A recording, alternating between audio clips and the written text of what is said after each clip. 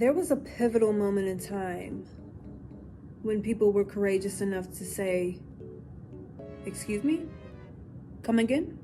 When people were courageous enough to challenge the divine right and go after the monarchy and dissolve feudalism so that they can institute and install their own representative government that worked for them. These people would have been called insurrectionists, but it doesn't matter. It is everyone's right to abolish a government that does not work for them. But don't get me wrong. After these courageous people did what they did, they soon discovered something. Some people were talented and others were not. Yeah, by the time they overthrew the monarchy, they learned a lesson that most teenagers have to learn. You're on your own. Being on their own taught them a whole lot. It exposed a whole lot, especially disparities. Some liberals sank and others swam. There was a clear disparity in talent and skill. Today, we're going to talk about why liberals split and why factions exist. We're going to talk about the classical liberal, the liberal that endorses negative freedom, that keeps the government in the negative. But first, how about that intro? What you know about my politics? Know about my politics.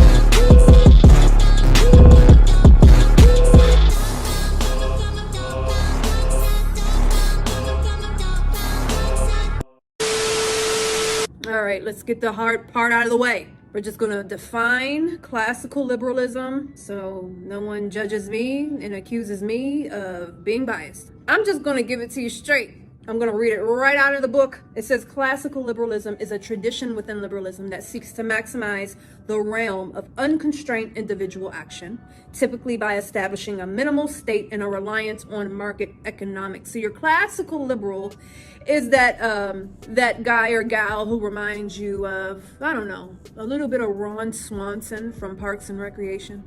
I like that guy. Classical liberals are very, very different from modern liberal types. Remember, we've already established, baby, your modern liberal is positive freedom. They pretty much align with all the tenets that liberalism was built on. They like tolerance, justice, individualism, freedom, reason, but they have to grow the state to achieve those things.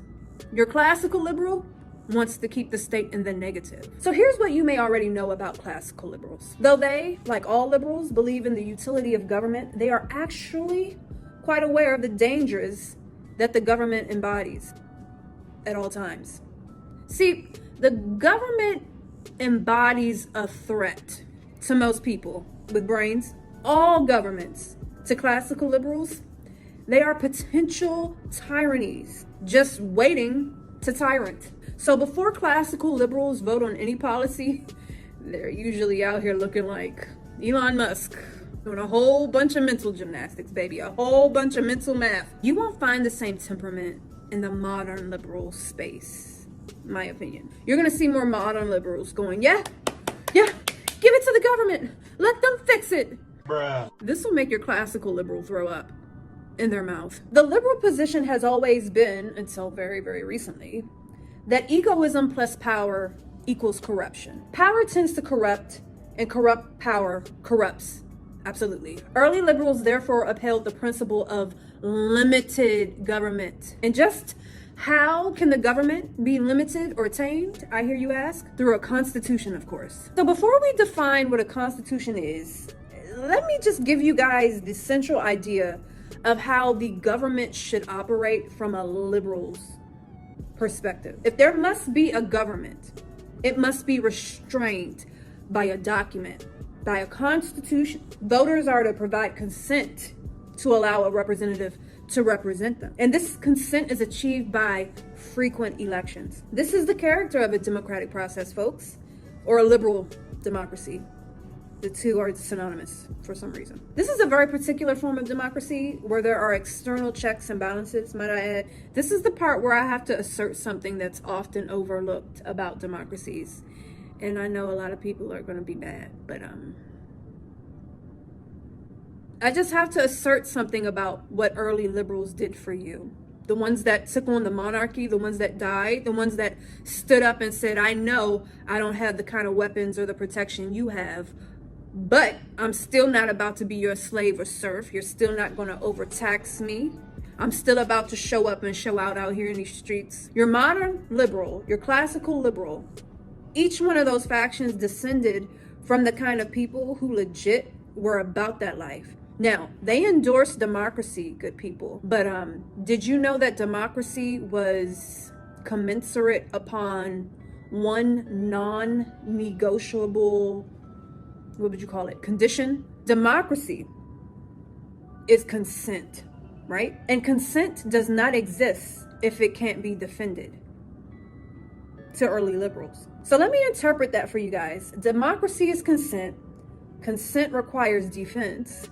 Once you boil it down to the bones and make a nice soup, a true democracy does not exist where arms do not exist. A true democracy does not exist if the people are not prepared to defend their consent when it is abused. Not if, when. So here's the thing about democracy that I'm sure most people won't come across as they're getting their lectures in universities these days. Democracy is not the golden goose it is painted as.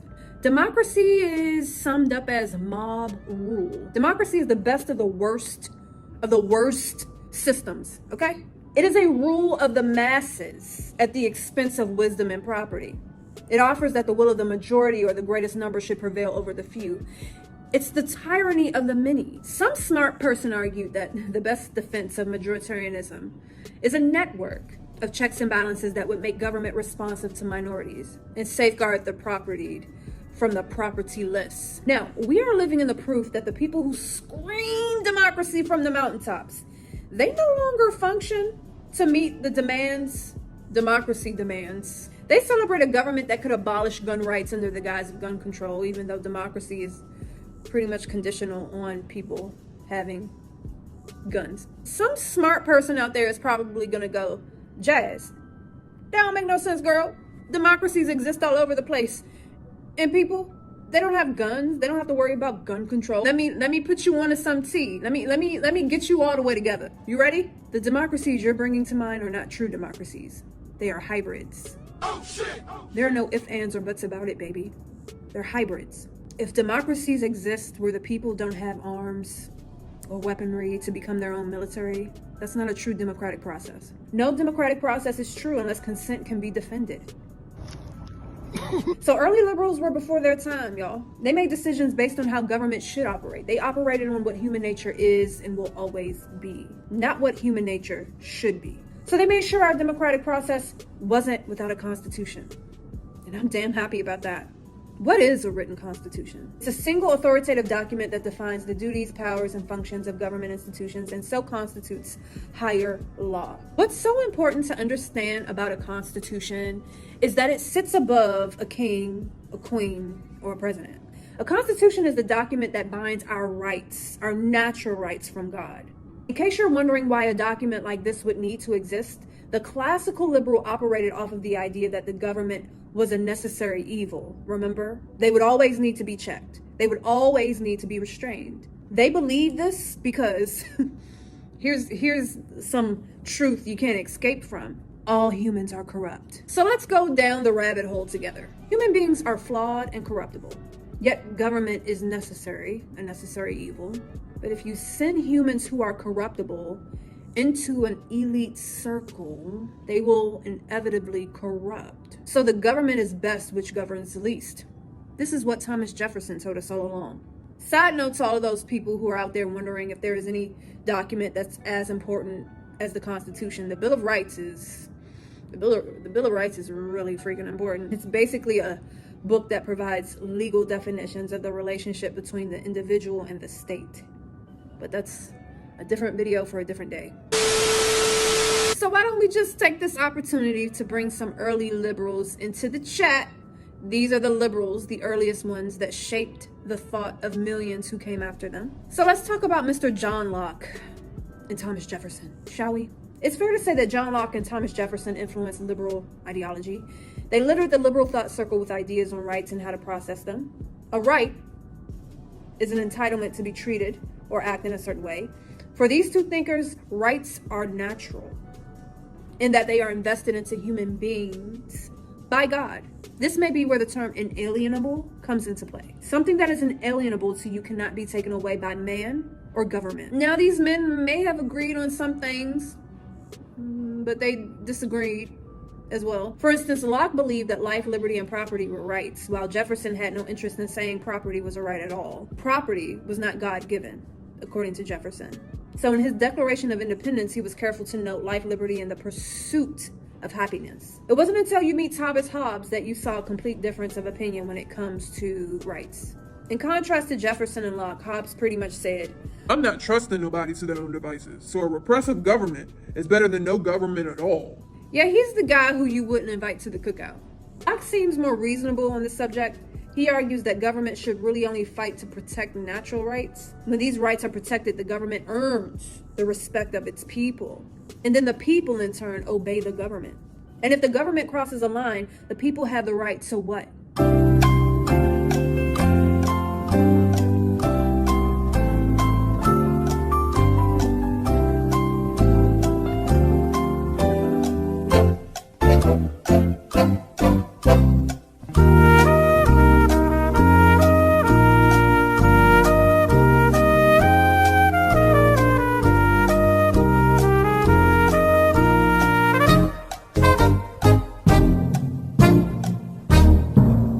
Rebellion. Here are the three functions Locke believed the government should oversee.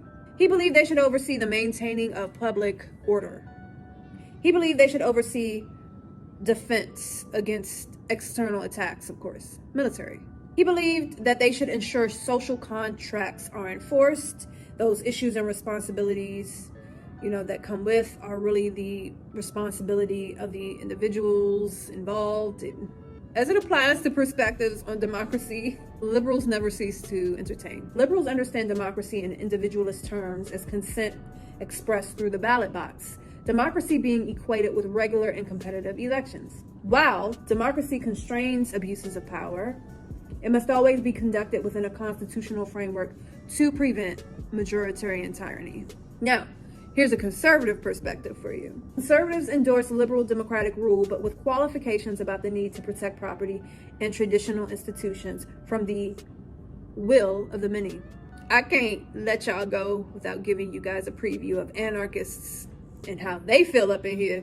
The anarchists endorse direct democracy and call for continuous popular participation and radical decentralization. Electoral and representative democracy is merely a facade that attempts to conceal elite domination and reconcile the masses to their oppressors and oppression. You can let that go in through one ear and out the other if you want, but I'm here to tell you something. This is America, and there are about 350 plus million people in this country, and every single one of us has a different perspective on democracy. This is all the reasons why I'm a secessionist. I have no business living amongst liberals. I mean, can you imagine how an anarchist must feel to live around me? It's not even fair. It's not close to fair. Why do we do this to each other? Here's the tea. Government is a perpetual contest of factions. All of these factions trying to all pursue their ends. It's a giant competition and contest, y'all. And politicians know this, but they play on our ignorance.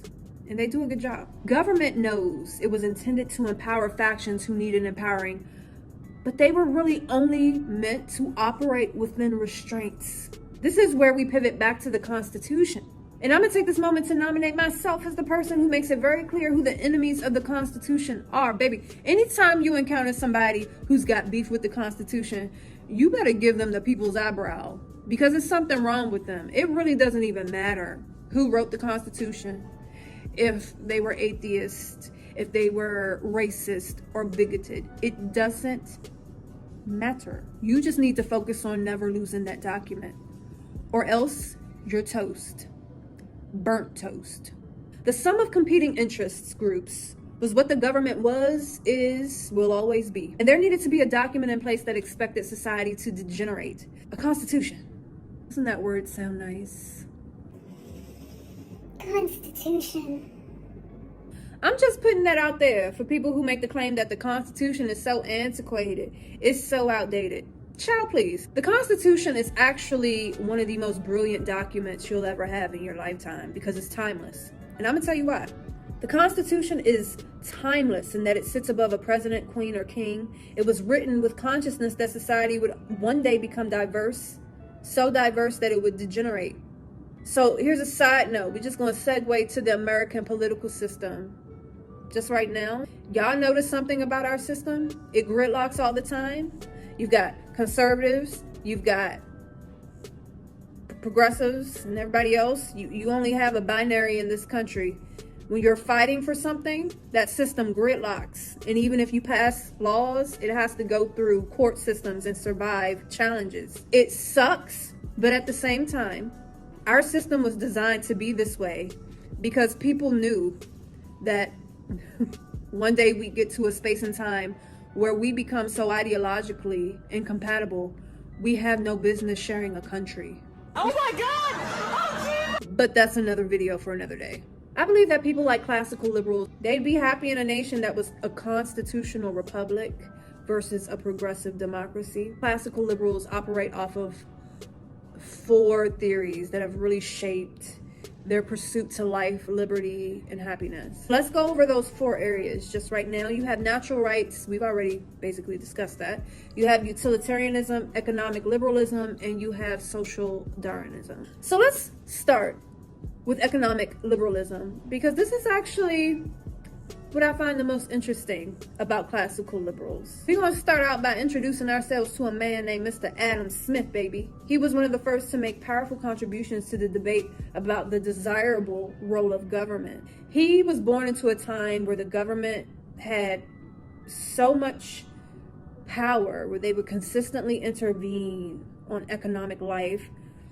They always encouraged and restricted whatever imports there were and would be, and Adam Smith came along and he challenged that, and he argued on the principle that the economy works best when the government is left out. He was one of the first people to go, yeah. The thing is, I could solve my own problems if you weren't in my way.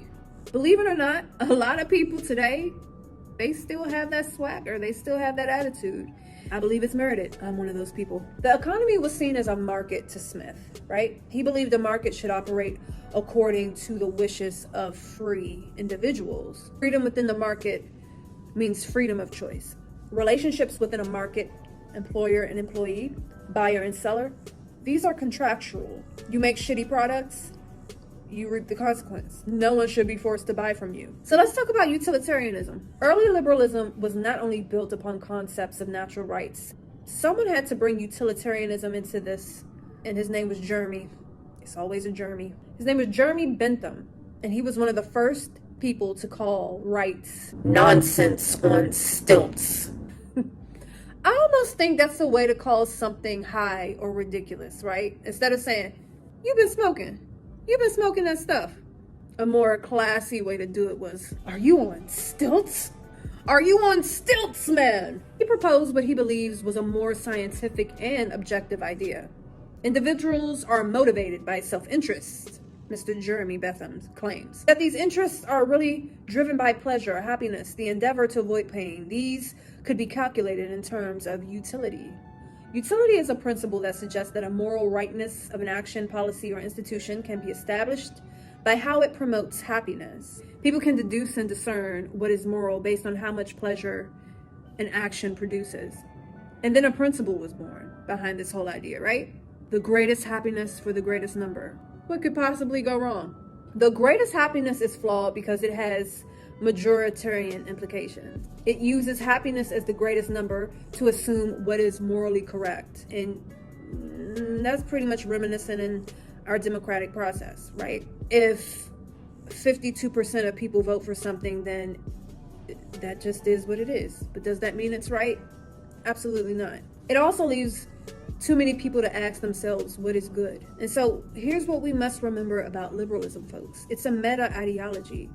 It wasn't really designed to define what is good for the individual.